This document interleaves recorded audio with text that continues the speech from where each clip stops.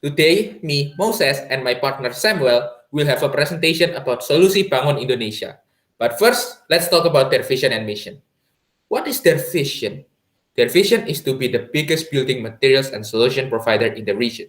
And their mission is first, customer satisfaction oriented in every business initiative, implement the best standard to secure the best quality, focus on creating environment preservation and sustain social responsibility, provide best added value for all stakeholders, and focus on human resource as well as center of company development. Okay, now let's talk about their lines of business. What's a company without their lines of business? Correct? Their lines of business are first, they sell building materials, uh, mainly cement, concrete, and aggregates. Then they have tradings, mining, transportation, and hazardous waste management. Next is the organizational structure. It will be touched on later by my partner Samuel. Then let's talk about the four P's, which are product, place, price, and promotion. For product, as I said, they sell concrete, aggregates, and their cement is special because it's called Dynamics.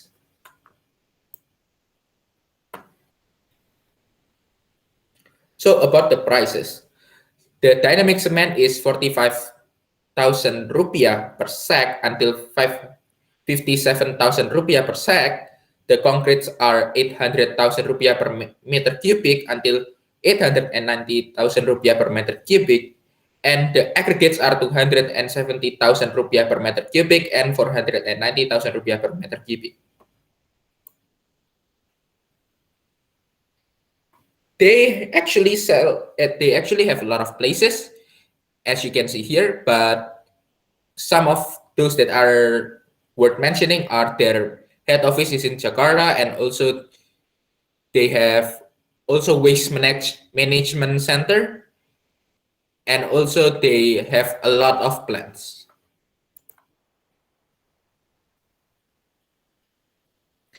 Their promotion, they mainly promote using two things, which are first billboards on the streets, as you can see, but also since even before COVID, they have TV commercial. Maybe you know one with the song like Que Sera, Sera. Yes, that's this company.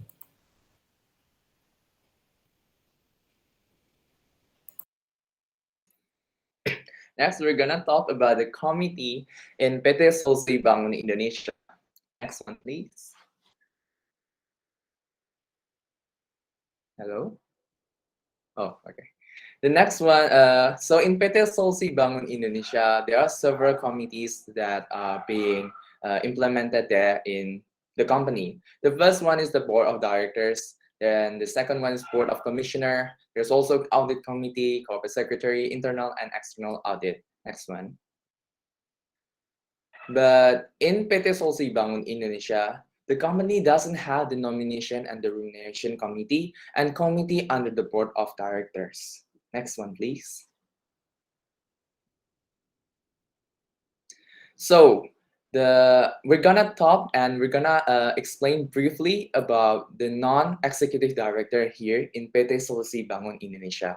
The first one is the board of commissioner. As you can see in the slide before of you, the president commissioner is Fajar Judisiawan. So Fajar Judisiawan is also worked as the Director of Business Strategy and Development in PT Semen Indonesia, as well as the President Commissioner of PT Sinergi Mitra Investama. He also graduated with a Master of Management from Gajah Mada University, and also Industrial Engineering in 10 November Institute of Technology. There's also Prijo Sambodo as an independent commissioner. So Prijo Sambodo also currently works as a commissioner of PT Tata Guna Patria Engineering, and also as the executive board of Indonesian National Committee. He graduated with a bachelor and a master degree of water resource engineering in Indian Institute of Technology, Roorkee, India. And also there's Adi Munandir as one of the commissioner as well in the board of commissioner. He also worked as a director of marketing and supply chain in PT Semen Indonesia, as well as the president commissioner of PT Semen Kupang Indonesia. And yeah, he also graduated with a master and a master of management science of University of Indonesia and bachelor of electrical engineering from University of Indonesia. Next one, please. The next non-executive director will be the audit committee. So the audit committee function, they support the management in maintaining, an effective and efficient control system by governing the company's purpose, authority, composition, meeting, and many more.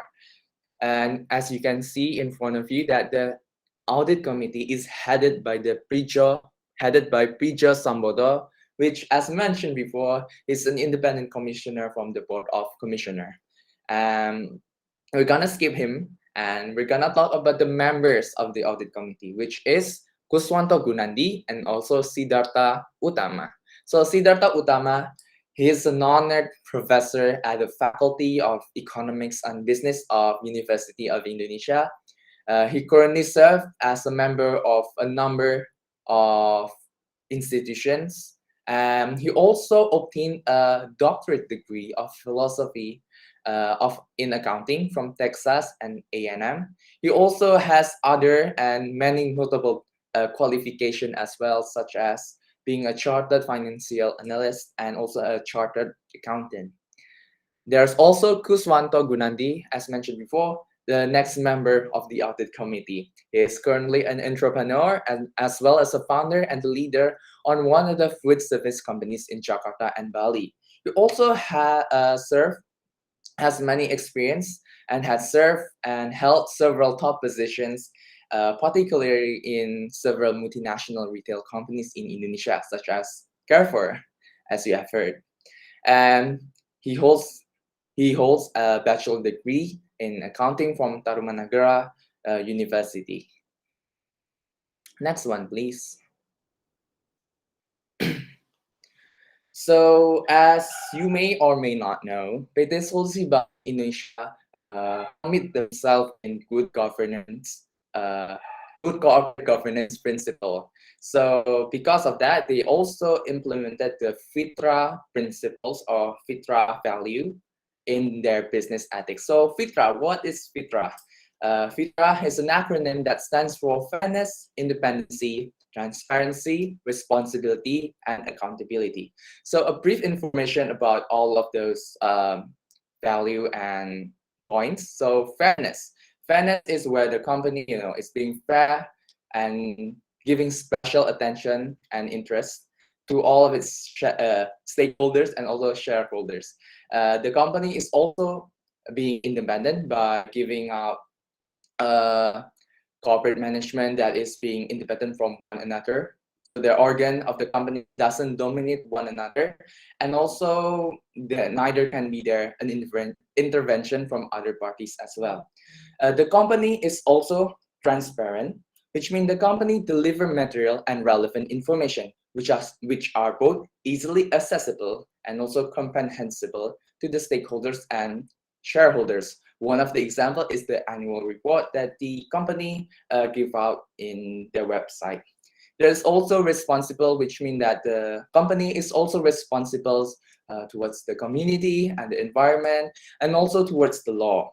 The company is also accountable. The company holds accountable to all of their operational decisions and performance as well. So in PT Solusi Bangun Indonesia, they regard their business ethics very high. The company said in their annual report that the business ethics of the company is the central key to where the business and the company personnel should behave and run as well. The company holds several meetings to recall and remember all of the business ethics that as I mentioned before, and they also give out several penalties to those who cross over the line of the FITRA business ethics. Next one, please.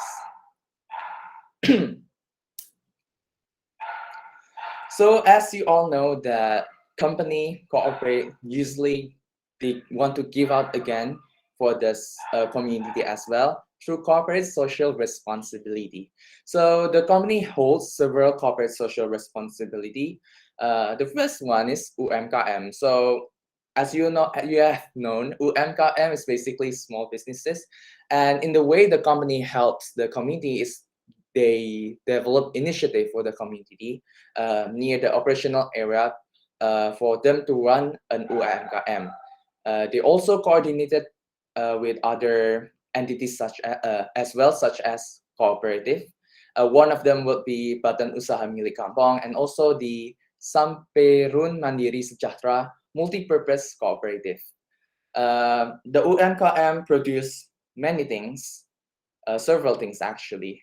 One of them is mask. Other will include hand sanitizer. There's also foods. There are also red ginger. There's also dolls as well. There are many more of them as well. The next one is Community Active Center. So Community Active Center is the place where the company holds several of their activities and programs of their corporate social responsibility, such as UMKM. And as you can see in front of you, there's a picture in the circle frame above the text of Community Active Center. Those are real. That is one of the Community Active Center that is being built, that is already being built by PT Solusi Bangun Indonesia in one of their factories location. Also, the company also help the community there by giving out scholarship as well, and also develop learning programs in partake of the education part. So yeah, the company provides scholarships. They develop learning programs such as there's also English for Fun, where the program is to teach to the students about English. Next one, please.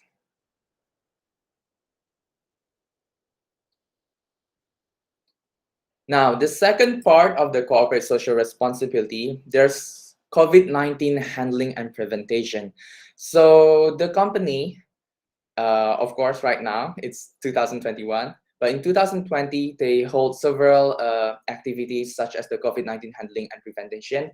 As we all know that today, that right now, the world is the state of pandemic of COVID-19, right? So the company in compliance with that, the company gave out several things to the society, such as personal protective equipment. They gave also staple foods for the community near their operational area, and also informations regarding COVID-19 as well.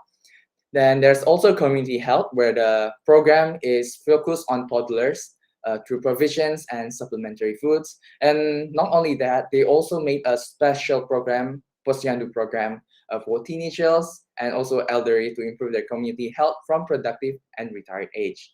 The company also lastly, they also give out cement donations for construction and of public facilities and infrastructure such as a religious building and other housing for the community. So they gave out the donations and the building material, the cement donations, those are being built by TNI Manunggal Membangun Desa program annually. Next one. Now let's talk about this. How the current economic situation influenced the company. As you know, because of the pandemic, a lot of things stopped actually. Building stops, construction stops, and a lot of things. So what happened to this company? As you know, this company sells mainly building materials. So what they did is they cut their asset. So because nobody want to buy cement or nobody want to buy concrete or aggregates, but by cutting their asset, at the same time their profit margin raise because only some people buy, but the amount they make and the amount they buy is the almost the exact same. So that's why their profit margin also rises. So what can we conclude from the company of PT Solusi Bangun Indonesia. So as you have heard before from our presentation, and also how does the economic performance in the pandemic of the company through Moses' explanation, the companies actually runs very well. They can maintain profit. They also conduct very ethical performance on all of their operational area and also from the community as well. They also committed themselves to good corporate governance. Although there are some exemptions, such as there's no rumination and nomination committee, but mostly the company did generally very well. And the reflection that we can get is from this project is of course very fun and challenging, because we need to make a presentation about a company that we have almost never heard of. But at the same time, this project make us learn a lot, such as we need to learn how to work as a team. Even though both of us have a different way of working, we need to go around it and able to make a presentation good enough so we can get a good score. Amen. That is from us. Thank you and God bless you. Any question? Okay, Moses, you may stop share the screen. Okay, do you have any questions, the rest of you? I do have. Okay, feel free. I think like you earlier mentioned about like dynamics. I think it's a cement, right? Exactly. So what is the difference between the dynamics and the other cement brands? Well, you see, our dynamic cement is very special because they have carbon fiber inside it that makes it more thick and easier to dry. But because they are more thick, when they dry, they become harder because the particle is closer to each other. Have that answered your question? Yes, thank you. You're welcome. Looks like Anyone? you are the marketer of this company. No, I know my house use it, so I know. Okay. Any more? Me, sir, I have a question. Yeah. You guys said like there is no nomination and remuneration committee, right? What is like the thing that replaced that? I mean, like who took the role of the nomination and remuneration committee because they don't have it? So as I've read from the annual report, so basically the role of the nomination and remuneration committee, those roles are being given out to the board of commissioners, and yeah, so the role are being given out to the board of commissioner, and it is actually being approved by the majority of the shareholders as well. Okay, right. Yeah, whenever they don't have any specific committee, yeah, the issue will be discussed generally in board of commissioners, yeah, or we call it like NED, yeah, but not the ED or executive director, yeah. Okay, any more? Do you have any questions? No? Enough? Okay, enough for this group? Okay, good. Thank you. I guess we can or we may continue to the next group.